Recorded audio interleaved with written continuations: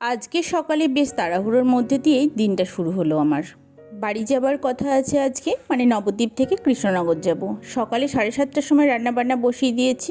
করেছিলাম ইলিশ মাছ, মাছের মাথা দিয়ে কচু শাক। কচু শাকটা অবশ্য রাতেই আমি সিদ্ধ করে রেখেছিলাম। সবটাই ওকে স্কুলে গুছিয়ে দিয়েছি, আর সকালে জলখাবারের জন্য দিয়েছিলাম পরোটা বেগুন ভাজা। স্কুলের টিফিন টাইম যেহেতু 1:30টায়, তাই এতটা টাইম না খেয়ে থাকবে, সেই জন্য পরোটা বেগুন ভাজাটা দিয়ে দিলাম। 10টা নাগাদ কাকু গাড়ি নিয়ে চলে এসেছিল। 7টায় উঠেছি, সমস্ত রান্নাবান্না করে স্নান করে বেরিয়ে পড়েছিলাম। এর সময় বুড়ো শিব মন্দিরেও ঠাকুরকে একটু দর্শন করে এসেছি। সোমবার তো ভীষণ ভিড় ছিল।